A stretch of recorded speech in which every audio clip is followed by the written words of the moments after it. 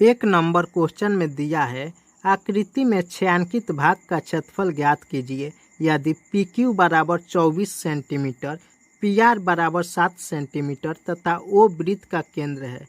यहाँ पे यह वृत्त का केंद्र है जिसको ओ से सूचित किया है और पी क्यू की लंबाई दिया है 24 सेंटीमीटर और पी से आर तक की यह दूरी जो है 7 सेंटीमीटर है। तो बोला है छायांकित भाग का क्षेत्रफल। यहाँ पे एक त्रिभुज बनाने के बाद में जो यहाँ पे भाग बचेगा ये भी छायांकित भाग है और यहाँ पर भी छायांकित भाग है और वह जीवा जो वृत्त के केंद्र से होकर के गुजरती है उसको वृत्त का व्यास कहते हैं। तो पी क्यू एक जीवा है जो वृत्त के केंद्र ओ से गुजरा है, तो यह वृत्त का व्यास हो जाएगा। अब वृत्त का व्यास जो होता है वह वृत्त को दो बराबर भागों में बांट देता है। तो पी आर जो एक व्यास है यह वृत्त को दो भागों में बांट दिया है, एक भाग इधर हो गया और एक भाग इस साइड हो गया। तो इसी साइड में छायांकित भाग दिया है और इसी साइड में हमको एक त्रिभुज प्राप्त हुआ है। तो अर्धवृत्त के क्षेत्रफल में से एक त्रिभुज के क्षेत्रफल को घटा देंगे तो यह जो छायांकित भाग है इसका क्षेत्रफल प्राप्त हो जाएगा। लिखेंगे पी क्यू बराबर 24 सेंटीमीटर, पी आर बराबर 7 सेंटीमीटर। यहाँ पे हमको त्रिज्या मालूम करना पड़ेगा तब हम अर्धवृत्त का क्षेत्रफल निकाल सकते हैं। तो त्रिज्या निकालने के लिए Q से R तक की लंबाई ज्ञात होगा, तब इसी लंबाई से हम वृत्त की त्रिज्या ज्ञात करेंगे। इसकी लंबाई निकालने के लिए हम एक बात को बता देते हैं। परिधि पर अर्धवृत्त का कोण समकोण होता है।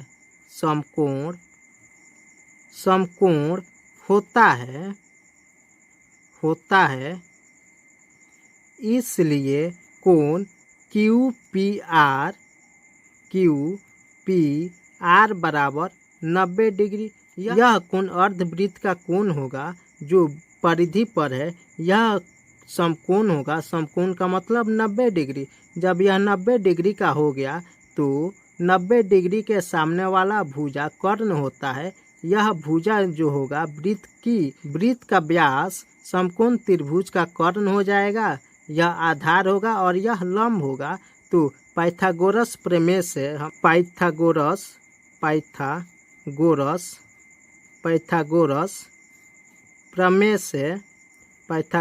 प्रमेय से P square plus B square बराबर एच स्क्वायर। एच को हाइपोटेनस कर्ण बोलते हैं, बी को बेस बोलते हैं जिसको हिंदी में आधार बोला जाता है। पी से परपेंडिकुलर होता है जो लंब कहलाता है। तो यहाँ पे पी 24 सेंटीमीटर होगा और बी जो होगा 7 सेंटीमीटर। तो 24 सेंटीमीटर का स्क्वायर प्लस 7 का स्क्वायर बराबर एच का स्क्वायर। 24 का स्क्वायर 576 प्लस 7 का स्क्वायर 49 बराबर एच स्क्वायर। अब यहाँ पे 576 49 625 बराबर एच स्क्वायर। 25 का स्क्वायर 625 होता है बराबर एच स्क्वायर। स्क्वायर से स्क्वायर कैंसिल, एच बराबर 25 सेंटीमीटर हो जाएगा। एच बराबर हम मान सकते हैं, एच बराबर होगा वृत्त का व्यास। हम लिखेंगे एच बराबर 25 सेंटीमीटर बराबर वृत्त का व्यास। अब यहाँ पे वृत्त का व्यास प्राप्त हो गया 25 सेंटीमीटर। तो वृत्त की त्रिज्या लिखेंगे, वृत्त की त्रिज्या बराबर d/2। d का वैल्यू 25/2 सेंटीमीटर त्रिज्या का वैल्यू हो जाएगा। छायांकित भाग का क्षेत्रफल बराबर हो जाएगा अर्धवृत्त का क्षेत्रफल अर्धवृत्त का क्षेत्रफल माइनस समकोण त्रिभुज का क्षेत्रफल। अर्धवृत्त का क्षेत्रफल 1/2 पाई r स्क्वायर माइनस 1/2 गुने समकोण त्रिभुज का क्षेत्रफल होता है आधार गुने लंब। आधार की लंबाई 7 सेंटीमीटर है और लंब जो है 24 सेंटीमीटर है। 7 गुने 24 करेंगे, 2 से 24 12 बार में कैंसिल होगा। अब यहाँ पे 1/2 पाई का वैल्यू 22/7, आर का वैल्यू दिया है 25/2 का होल स्क्वायर माइनस 12 84। अब यहाँ पे 2 से 22 कैंसिल होगा 11 बार में। अब यहाँ पे 11/7 चौका 28, क्योंकि 2 का स्क्वायर 4 हो जाएगा, 25 का स्क्वायर 625 माइनस 84। इसको मल्टीप्लाई करेंगे तो प्राप्त होगा 11 5 55, 11 दूनी 22, 5 27, 11 6 66, 2 68, 6875 माइनस 84 इसका बट्टा 28। अब एलसीएम 28 हो जाएगा। 6875 माइनस 84 में 28 से मल्टीप्लाई होगा, प्राप्त होगा 2352। अब इसको घटाएंगे, 5 में से 2 निकला 3, 7 में से 5 निकला 2, 8 में से 3 निकला 5, 6 में से 2 निकला 4, 4523/28 सेंटीमीटर स्क्वायर आंसर होगा छायांकित भाग का। 2 नंबर क्वेश्चन में है आकृति में छायांकित भाग का क्षेत्रफल ज्ञात कीजिए। यदि केंद्र O वाले दोनों सकेंद्रीय वृत्तों की त्रिज्याएं क्रमशः 7 सेंटीमीटर और 14 सेंटीमीटर है तथा कोण AOC बराबर 40 डिग्री है। यहाँ पे 2 सकेंद्रीय वृत्त बनाया गया है। दोनों सकेंद्रीय वृत्त के थीटा का वैल्यू 40 डिग्री है। तो यहाँ पे 2 त्रिज्य खंड बना है। बड़े वृत्त में AOACO और छोटे वृत्त में OBDO 2 त्रिज्य खंड बना है। तो बड़े वृत्त वाले त्रिज्य खंड के क्षेत्रफल में से छोटे वाले वृत्त के त्रिज्य खंड के क्षेत्रफल को घटाएंगे तो यह जो छायांकित भाग है इसका क्षेत्रफल निकल जाएगा। लिखेंगे छोटे वृत्त की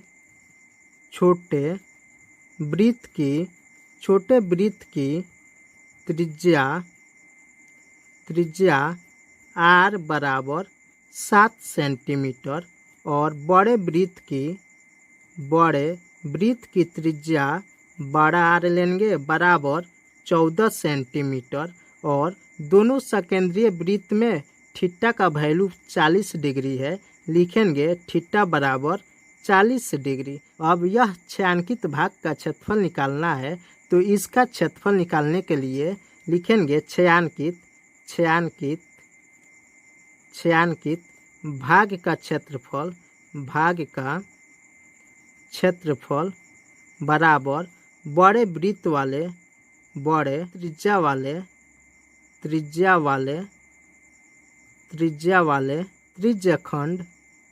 त्रिज्य खंड का क्षेत्रफल माइनस त्रिज्या वाले त्रिज्य खंड का